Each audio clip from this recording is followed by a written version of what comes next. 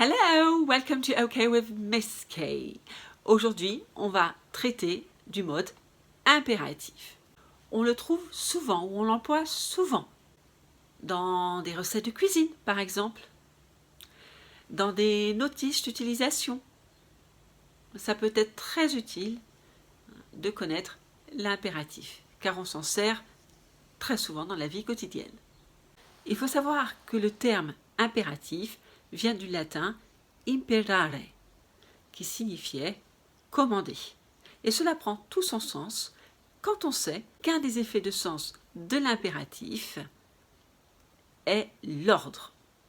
Avant de se pencher sur les emplois, les valeurs de l'impératif, on va étudier les formes de l'impératif. Et elles sont particulières. On découvre ça tout de suite ensemble ? Allez, c'est parti. J'ai coutume de dire que l'impératif est une des formes les plus simples, car quand on s'adresse à quelqu'un, on utilise la base verbale, c'est-à-dire le verbe dans sa forme nue, sans sujet. Par exemple, vous dites « run », courez. « Stop it », arrête ça.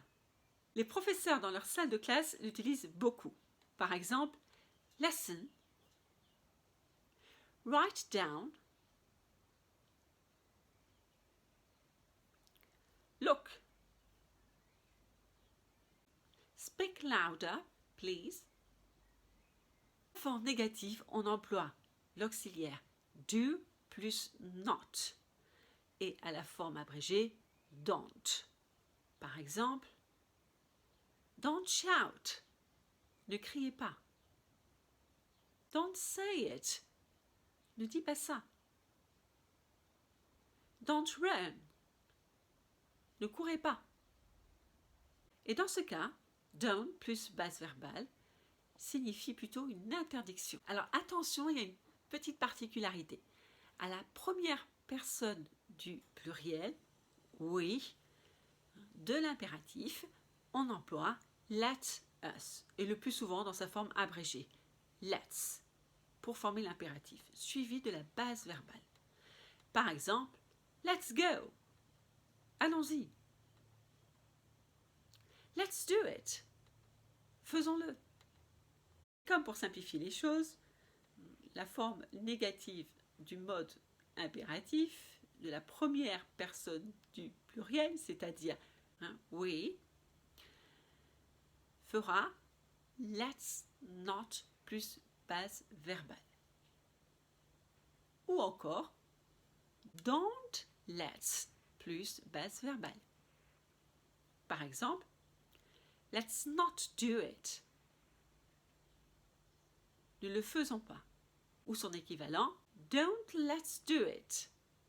Ne le faisons pas. Vous voyez deux formules pour signifier la même chose. En matière de phonétique, alors que dire ? Eh bien, vu que l'impératif indique un ordre et qui est souvent transcrit typographiquement par le point d'exclamation final, quand vous dites à quelqu'un « do it », vous voyez bien que on insiste, on accentue le verbe en question. Donc, do sera accentué. Do it ou run. Write it down. Stop it. Pour la forme d'insistance, avec do, là c'est do qui sera accentué. Do tell me if he's here. Dis-le-moi vraiment. Pour la première personne du pluriel, deux solutions s'offrent à vous. Soit vous accentuez sur let's, par exemple, let's do it, ou alors sur la base verbale. Let's do it. L'effet de sens ne sera pas tout à fait le même. Disons qu'avec le premier cas de figure, la phrase sera plus emphatique, c'est-à-dire qu'on insiste davantage. Alors, quand est-ce qu'on emploie l'impératif ? Eh bien, on emploie l'impératif quand on veut donner un ordre. To give an order, en anglais. To give an order. Par exemple, Be quiet. Be quiet. Soyez sage. Ou alors aussi, taisez-vous. Ou encore, stop it. Arrêtez cela. Stop it right now. Arrêtez cela tout de suite. On emploie également l'impératif quand on veut émettre une suggestion. Par exemple, hurry up if you want to be on time at the meeting. Sous-entendu, you should hurry up if you want to be on time at the meeting. Ce qui signifie, tu devrais te dépêcher si tu veux être à l'heure au rendez-vous. Et j'ai volontairement marqué une intonation plus douce, plus allusive, en conformité avec la valeur suggestive de l'impératif.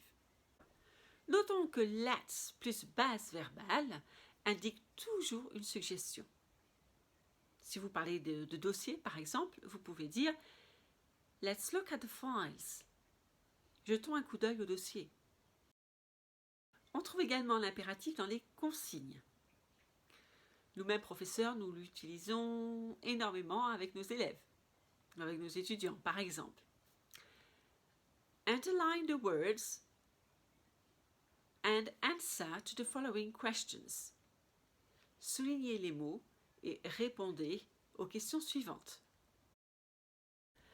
Tout à l'heure, nous avons vu que l'impératif se formait avec la base verbale, le verbe dans sa forme nue. À présent, nous voyons que l'impératif peut se former avec l'auxiliaire do devant le verbe. Do devant le verbe signifie l'insistance. On le traduit par bien pour renforcer notre énoncé. Par exemple, do tell him I'm here. Dis-lui bien que je suis là. À la différence de tell him I'm here. Dis-lui que je suis là. Ou encore, do write down what I'm saying. Écris bien ce que je te dis. Et même ce que je suis en train de te dire en ce moment. Pour aller un petit peu plus loin, pour marquer l'insistance, il y a une autre manière de le signifier, par exemple en utilisant le pronom you. You be quiet. Toi, tu te tais. En ce qui concerne les question tags, pour les phrases à l'impératif qui commencent par let's, le question tag fera shall we. Par exemple, let's do it. Shall we? Faisons-le, d'accord? En ce qui concerne les question tags, on trouve will you pour les phrases impératives.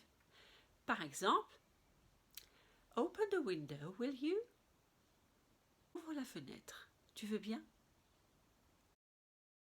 Notez l'expression en anglais don't mention it, qui signifie you're welcome. Je vous en prie. Après un service rendu, par exemple. Oh, thank you very much. Oh, don't mention it. Pour conclure, vous l'avez vu, l'impératif est un temps omniprésent dans la vie quotidienne. On le trouve dans les recettes, dans les notices. On l'emploie très régulièrement, par exemple pour donner des consignes, pour faire une suggestion, pour donner un ordre. Il est très utilisé. Alors si tout est allé un peu trop vite, n'hésitez pas à revisionner la vidéo et vous arrêter sur certains points pour éclaircir des points abscons pour vous. Et puis je vous retrouve bientôt pour une nouvelle vidéo, je l'espère. Et en attendant, je vous fais une petite suggestion. Like the video if you enjoyed it. Thank you very much. See you soon. Bye bye.